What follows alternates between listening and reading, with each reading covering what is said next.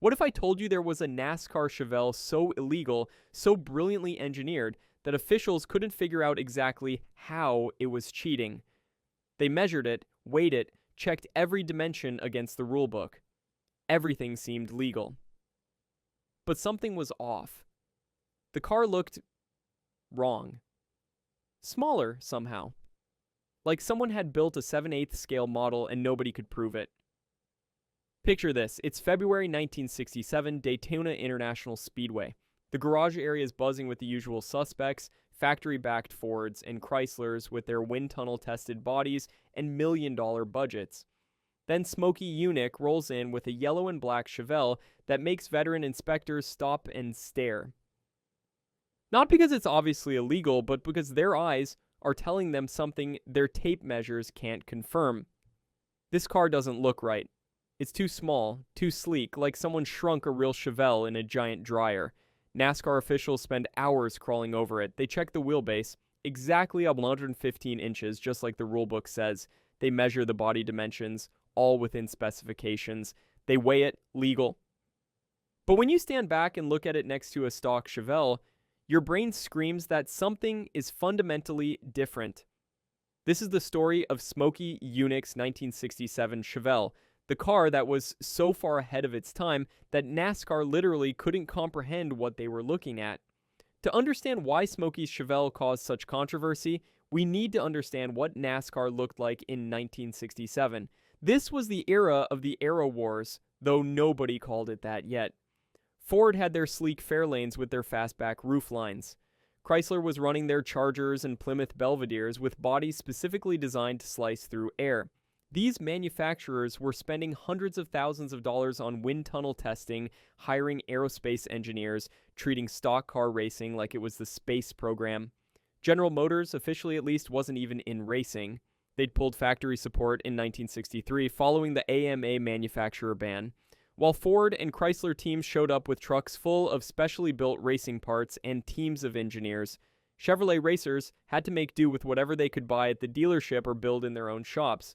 The playing field wasn't just unlevel, it was practically vertical. Enter Smokey Yunick. If you don't know Smokey, imagine if Thomas Edison had been a mechanic instead of an inventor, had a mouth like a sailor, and viewed the NASCAR rulebook as a list of suggestions rather than actual rules. Based in Daytona Beach, Smokey had already become a legend for his innovative interpretations of NASCAR regulations.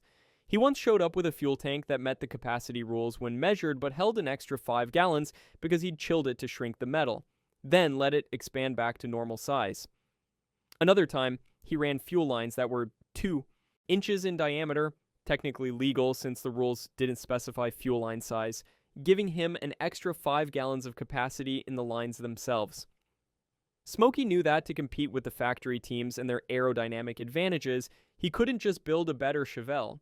He had to completely reimagine what a Chevelle could be while somehow staying within the letter, if not the spirit, of NASCAR's rules. What he created was so audacious, so cleverly engineered, that it took NASCAR years to fully understand what he'd done. The base car was a 1967 Chevelle two-door hardtop, but that's where any resemblance to a production car ended. First, Smokey made a template of the body. Then, working with his fabricator, he began reshaping every single panel. The roof was lowered by 1.5 inches. The windshield was laid back at a more radical angle. The rear window was made smaller and more steeply raked. Every change was subtle enough that you couldn't point to any single modification and say it was illegal, but collectively, they transformed the car's aerodynamics. But here's where Smokey's genius really showed. He didn't just modify the body, he moved it. The entire body shell was shifted backward on the frame by 3 inches. Why? Because NASCAR measured the wheelbase from spindle to spindle, not in relation to the body. By moving the body back, Smokey effectively shortened the nose and lengthened the tail, creating better weight distribution and improved aerodynamics. The front wheels were now slightly forward in the wheel wells, the rear wheels slightly back, but unless you had a stock Chevelle right next to it for comparison, you'd never notice. The floor pan was raised 2 inches and completely smoothed. In 1967, nobody was thinking about the aerodynamics of the car's underside, but Smokey was. He created what was essentially a primitive flat bottom, decades before Formula One teams would obsess over ground effects. The exhaust pipes were routed inside the body structure and exited behind the rear wheels, eliminating the drag they'd normally create hanging below the car. The bumpers, which on a stock Chevelle stuck out like air brakes, were pulled in tight to the body and smoothed into the bodywork. The grille opening was reduced to the minimum necessary for cooling. Every body seam was filled and smoothed. The door handles were shaved off. The drip rails above the doors were removed. When Smokey was done, the car was so smooth, it looked like it had been carved from a single piece of metal. Under that swoopy body sat a 4x27 cubic inch Chevrolet big block. But this wasn't just any 4x27.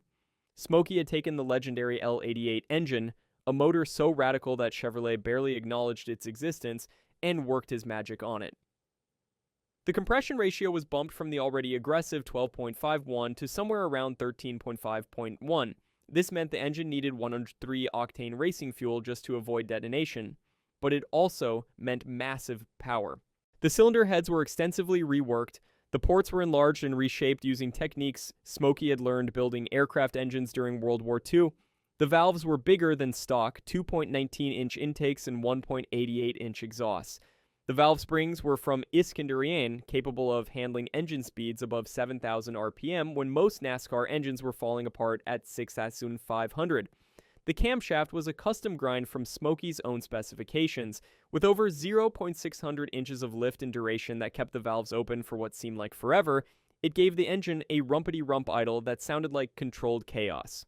The carburetion was a single Holley 850 CFM 4-barrel, jetted and modified by Smokey to flow more like a 950. But the real secret was in the details. Smokey had the rotating assembly balanced to perfection, not just statically balanced, but dynamically balanced to within half a gram. The connecting rods were shot-peened for strength and polished to reduce windage. The pistons were custom forgings from Venolia, designed to Smokey's specifications with dome profiles that created optimal combustion chamber shapes. The engine produced somewhere between 560 and 600 horsepower, depending on who you believe. Smokey claimed 560, but dyno operators who tested similar engines said it had to be making more.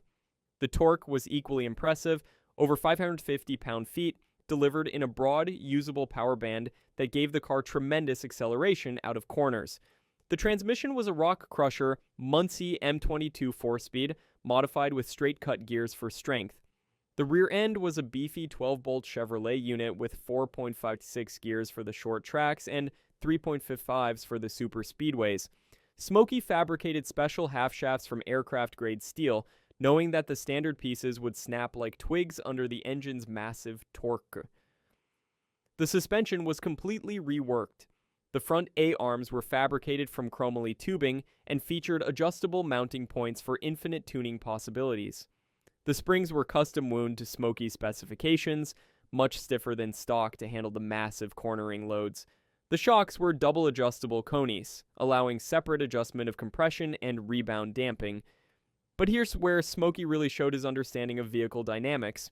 He moved the front suspension mounting points to change the roll center and center of gravity. The car would naturally want to rotate in the corners, making it faster through the turns without requiring as much steering input. This was Formula One level thinking applied to a stock car. The rear suspension used special trailing arms that Smokey fabricated to control axle wrap under acceleration. The leaf springs were replaced with coil springs hidden inside the car. Technically legal since the rules just said the car had to have suspension, not what type. This gave him much more precise control over the rear suspension geometry. Curtis. Turner, one of NASCAR's original wild men and a driver with hands as talented as his mouth was loud, was chosen to pilot this mechanical marvel. Turner had been banned from NASCAR in 1961 for trying to organize a drivers' union, but was reinstated in 1965. He was fast, fearless, and most importantly for Smokey, he understood that this car required a completely different driving style. In testing at Daytona before the 1967 Daytona 500, the car was immediately fast. But more than fast, it was different. Other drivers reported that Turner's Chevelle seemed to accelerate harder out of the corners, seemed more stable at speed, seemed to slip through the air with less effort. It didn't sound right either. While other big blocks were screaming at 6,500 RPM, Smokey's motor was pulling to 7,200 with a sound like ripping canvas. During qualifying for the Daytona 500, Turner put the Chevelle on the pole with a speed of 180.831 mph. This might not sound impressive today, but consider this: he beat factory Fords and Chryslers that had armies of engineers and unlimited budgets. He did it in a Chevrolet, a make that wasn't even officially racing, and he did it in a car that had been built in a small garage in Daytona Beach by a handful of guys working with hand tools. The garage area went crazy. Ford and Chrysler team owners immediately protested, demanding the car be torn down and inspected. NASCAR officials spent 6 hours going over the car with micrometers and calipers. They found nothing illegal. The wheelbase was correct, the engine displaced 427 cubic inches, the body dimensions were within tolerance. Everything checked out, yet everyone knew something wasn't right. Junior Johnson, himself no stranger to creative rule interpretation, took one look at the car and said, "That ain't no 7/8 Chevelle, it's more like 3/4. The nickname stuck. People started calling it the 7/8 scale Chevelle, convinced that Smokey had somehow shrunk the entire car. During the race, Turner was running in the top 5 when the clutch started slipping around lap 50. The special high-performance clutch Smokey had installed couldn't handle the engine's massive torque for 500 miles. Turner nursed the car as long as he could, but finally had to retire on lap 144. Even with the mechanical failure, the car had proven its speed. After Daytona, Smokey and Turner took the car to Atlanta, where Turner qualified third. But during the race, the engine let go in spectacular fashion on lap 268, sending parts through the hood and oil all over the track. The radical 13.5.1 compression and aggressive cam timing had finally taken their toll. NASCAR officials, meanwhile, were losing their minds. They knew Smokey was cheating somehow, but they couldn't prove it. They'd measured everything they could think of, and it all checked out. Bill France himself, NASCAR's founder and president, supposedly told Smokey, "I don't know how you're doing it, but I know you're doing something." For the rest of 1967, the car was a consistent front runner when it finished. Turner won several poles and was always in the top 10 in qualifying. But the mechanical failures were frequent. The engine was so highly stressed that it rarely lasted a full race. Smokey was pushing the boundaries of what 1960s technology could handle. Meanwhile, the other teams were starting to figure out some of Smokey's tricks. They noticed the moved body when they looked at where the wheels sat in the wheel openings. They spotted the raised floor pan when they got under the car.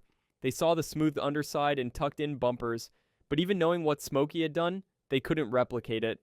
The fabrication work required was beyond what most teams could accomplish. For 1968, Smokey built an even more radical version. This one had the body moved back a full 4 inches and featured even more aggressive aerodynamic modifications. The windshield was laid back so far it looked like it belonged on a sports car. The roof was chopped another inch. The body was narrowed by pulling in the sides. When Smokey showed up at Daytona for Speed Weeks 1968, NASCAR took one look at the car and said no. Not fix this, not change that, just no. The car was rejected outright before it ever turned a lap. But here's where the story gets really interesting. NASCAR didn't just ban Smokey's specific modifications, they rewrote the entire rulebook based on what he'd done. New rules specified exactly where the body had to sit in relation to the wheels. Templates were created that the bodies had to match exactly. Minimum heights were established for everything from the roof to the ground clearance. Floor pans had to remain stock. Bumpers had to extend a certain distance from the body. Essentially, Smokey's 1967 Chevelle forced NASCAR to modernize its entire technical inspection process. Before Smokey, the rules were vague and open to interpretation. After Smokey, they became specific and detailed. Every trick he used became a new rule. The 1968 NASCAR rulebook was basically a list of things Smokey Yunick had done to his 1967 Chevelle. The automotive press had a field day with the story. Hot Rod magazine did a feature on the car, trying to explain all the modifications. Carcraft published drawings showing how the body had been moved. Stock Car Racing ran interviews with other crew chiefs expressing both admiration and frustration at Smokey's innovations. But the real impact went beyond just rule changes. Smokey had demonstrated that aerodynamics mattered in NASCAR at a time when most teams thought horsepower was everything. His attention to the underside of the car presaged the ground effects revolution that would come years later. His integrated approach to vehicle dynamics, thinking about aerodynamics, suspension, weight distribution, and powertrain as a complete system, was decades ahead of its time. The major manufacturers took notice too. Ford and Chrysler engineers studied photos of Smokey's Chevelle, trying to understand his modifications. Some of his ideas showed up in later factory racing programs. The 1969 Ford Talladega and Mercury Cyclone Spoiler II, with their extended noses and raised rear decks, borrowed concepts from Smokey's design. The 1969 Dodge Charger Daytona, with its massive rear wing and pointed nose, took aerodynamics even further. Even General Motors, despite not being officially involved in racing, paid attention. Engineers from Chevrolet's Research and Development Division allegedly visited Smokey's shop to study the car. Some of the aerodynamic lessons learned from Smokey's Chevelle influenced the design of future production cars. Today, Smokey's 1967 Chevelle is recognized as one of the most innovative race cars ever built. It's been called the cheater's masterpiece and the car that changed NASCAR. The original car was reportedly destroyed in a shop fire in the 1970s, though rumors persist that it still exists hidden in a private collection somewhere. Several replicas have been built over the years with varying degrees of accuracy. The most faithful reproduction was created by a team of engineers who spent 3 years researching and measuring photos, trying to recreate Smokey's modifications. Even with modern technology and CAD software, they found it incredibly difficult to replicate what Smokey had done with hand tools and intuition. NASCAR historians consider the 1967 Chevelle a turning point in the sport. Before Smokey's car, creative interpretation of the rules was considered part of the game. After it, NASCAR moved towards strict templates and detailed specifications that left little room for innovation. Some say this was necessary for fair competition. Others argue it killed the creative spirit that made early NASCAR so exciting. Modern NASCAR Cup Series cars, with their computer-designed bodies and wind tunnel-tested aerodynamics, can trace their DNA back to Smokey's Chevelle. The idea that every surface of the car matters aerodynamically, that the underside is just as important as the top, that small changes can yield big results. All of these concepts were pioneered by Smokey in that Daytona Beach garage. The financial impact of Smokey's innovations is hard to calculate, but certainly significant. The aerodynamic advantages he demonstrated were worth several miles per hour in top speed and better fuel economy. In racing terms, that translates to positions on the track and potentially millions in prize money and sponsorship deals. Teams that understood and applied his lessons gained real competitive advantages, but perhaps the most lasting impact was philosophical. Smokey proved that innovation could overcome budget, that creativity could beat resources, that one brilliant mechanic with a different way of thinking could outsmart entire corporations. In an era when racing was becoming increasingly corporate and expensive, Smokey's Chevelle was a beautiful middle finger to the establishment. The technical legacy extends beyond just NASCAR. Sports car racing teams studied Smokey's modifications. Drag racers adopted some of his aerodynamic tricks. Even open-wheel racing teams took notice of his integrated approach to vehicle design. The idea that you could gain speed not just through more power, but through better packaging and aerodynamics influenced all forms of motorsport. Looking back over 50 years later, Smokey Yunick's 1967 Chevelle stands as perhaps the ultimate example of American racing ingenuity. It wasn't just fast, it was impossibly clever. It didn't just bend the rules, it twisted them into origami. It didn't just compete with the factories, it embarrassed them. In today's world of computer simulations, wind tunnels, and seven-figure racing budgets, it's almost impossible to imagine one person creating such an advantage through sheer creativity and hand fabrication. Modern NASCAR is so tightly regulated that teams spend millions to gain hundredths of a second. The idea that someone could show up with a car that was seconds faster, built in a small garage, seems like fantasy.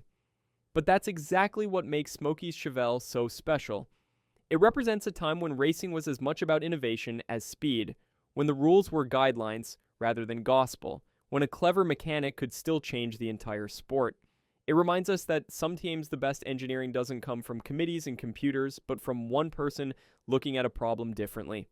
The story of the 7/8 scale Chevelle isn't just about a race car. It's about the power of unconventional thinking, the importance of questioning assumptions, and the beauty of elegant engineering solutions. It's about how one person's refusal to accept limitations can force an entire industry to evolve. It's about the eternal race between rules and innovation and how that tension drives progress. Every time a modern NASCAR team finds a tiny advantage in the gray areas of the rulebook, they're following in Smokey's footsteps. Every time an engineer asks, "What if we tried it completely differently?" they're channeling his spirit. Every time someone proves that creativity can overcome resources, they're honoring his legacy. Smokey Yunick passed away in 2001, but his influence on motorsports continues. His 1967 Chevelle remains the most famous illegal car that was technically legal, the car that was so far ahead that nobody could figure out how to stop it except by rewriting the entire rulebook. It stands as testament to the idea that in racing, as in life, it's not what you've got, but what you do with it that counts.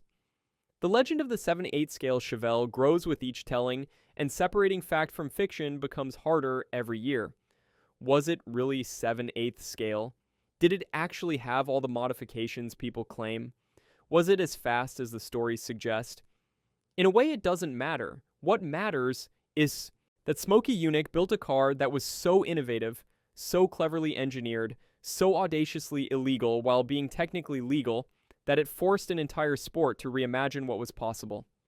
That yellow and black Chevelle that rolled into Daytona in 1967 didn't just challenge the competition, it challenged the very concept of what a stock car could be. And in doing so, it secured its place not just in racing history, but in the pantheon of great American engineering achievements. Not bad for a car that wasn't supposed to exist, built by a man who didn't believe in rules, for a manufacturer that wasn't even racing. What's your favorite piece of racing innovation that forced a rule change? Drop a comment below and let me know. And if you enjoyed this deep dive into one of NASCAR's most legendary cars, hit that subscribe button for more stories of engineering genius and racing innovation. Until next time, keep questioning the rules.